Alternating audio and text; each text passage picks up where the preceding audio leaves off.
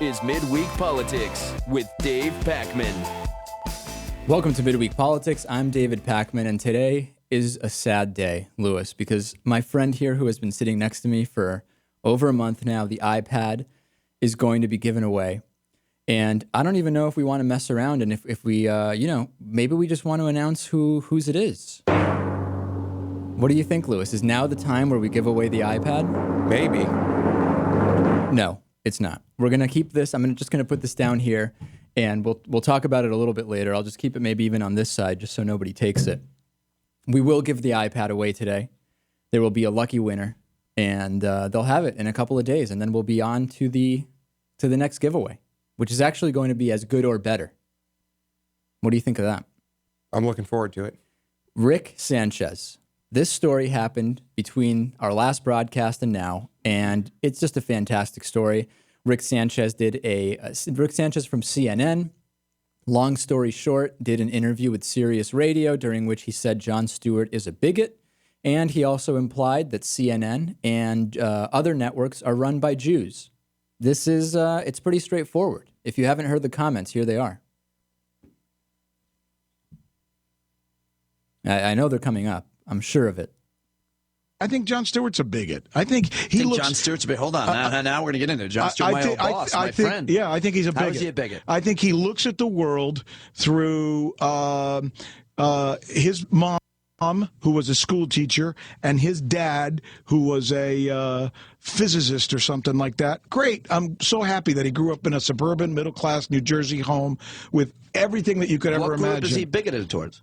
Everybody else who's not like him. By the way, so far, I'm pretty sure that Jon Stewart was from a single-parent house. I think it was just his mom. I'm not totally sure about that. But Rick Sanchez already clearly very, very angry with Jon Stewart. Look at his show. I mean, what does he surround himself with? But listen, he picks on Jews all the time. He's a Jew. Yeah. He focuses on them. I think he overcompensates to some extent. I always noticed that. Yeah. He goes after himself. Well, by the way, and people like him and everybody else.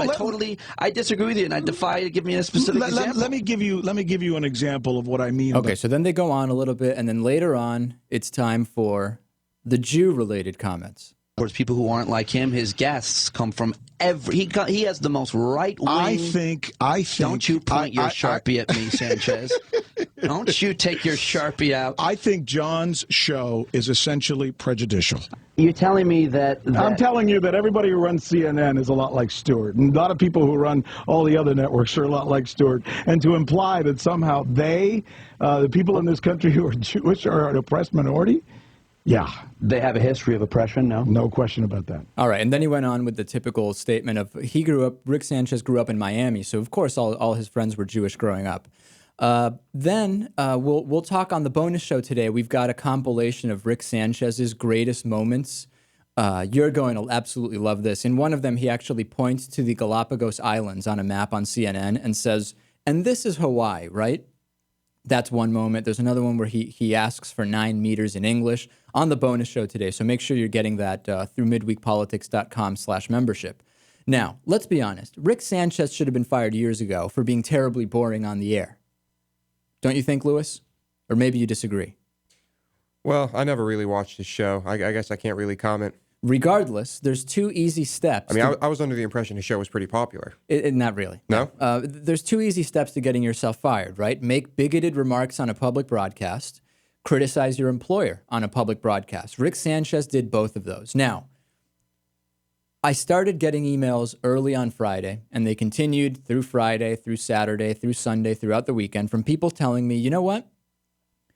Rick Sanchez is right. And the fact that he got fired for saying Jews control the media proves that Jews control the media because he got fired. And then people were sending me long lists of Jewish CEOs in media-related companies and asking me to address it. And you know what? I could have found a list of names of media companies not run by Jewish people. I could have done that. But that would be actually me buying into the stereotype. I would be addressing it at a very low level. I've thought about this a lot, and I want to address this in a different way.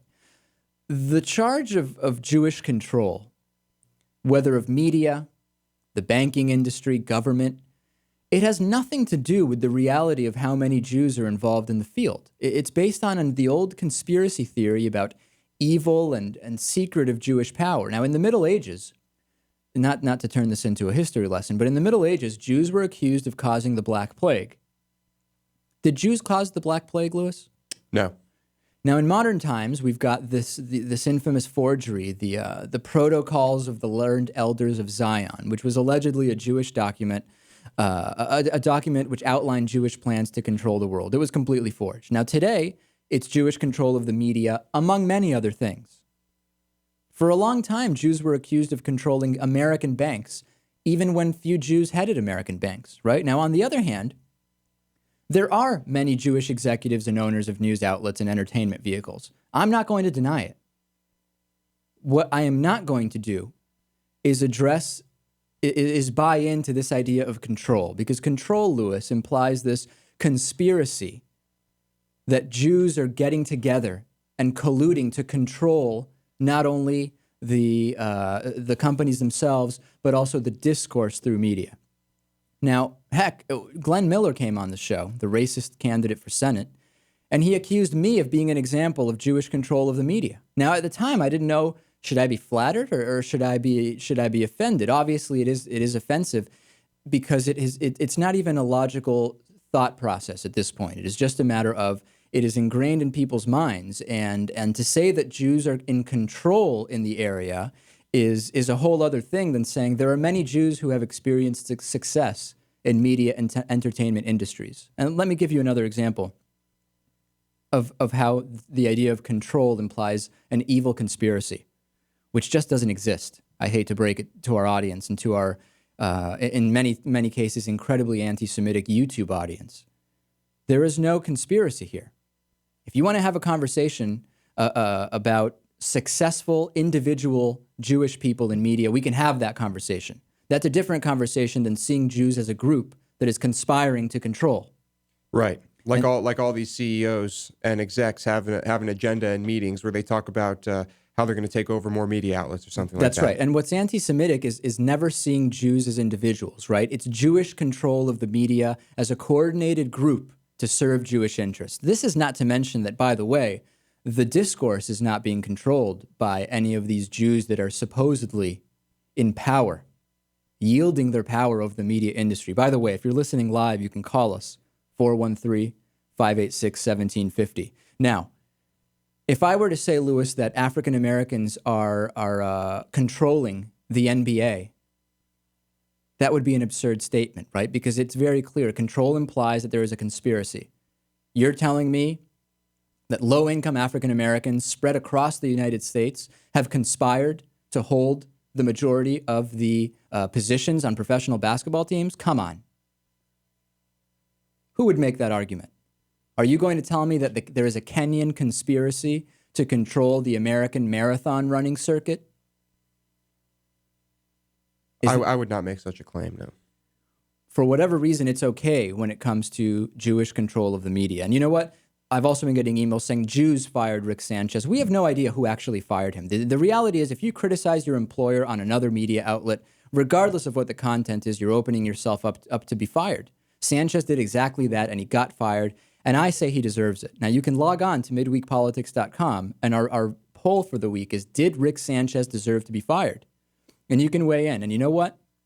If the consensus is that he did not deserve to be fired, then I will make that very clear that that is not the consensus of our audience next week. I believe he deserved it. I think it's perfectly clear. If you want to believe this stereotype, you will. I mean, would people hate Jews less if they didn't do well in media or in whatever field it is that they're doing well? As you tell me. I mean, MJ Rosenberg on the Huffington Post said Sanchez should be allowed to apologize and move on. One thing I'm sure of, Jon Stewart understands where Sanchez is coming from. He too can see the hurt boy in the man. After all, it's no picnic being a 5'7" tall Jew either. And you know what? As a 5'7" tall Jew myself, I can tell you that he's absolutely right about that. And actually, that reminds me, there's a story. I'm going to make a note of it for the bonus show. There was when I was in high school, I had an incident where somebody very directly said something incredibly anti-Semitic to my face, and it's a story that's not fit for air. And I will hold that until the bonus show. Midweek Politics is made possible in part by the Daily Hampshire Gazette and GazetteNet.com, connecting our communities with local news and information. By DIF Design, specializing in custom business websites at difdesign.com. To find out more about underwriting Midweek Politics, visit midweekpolitics.com.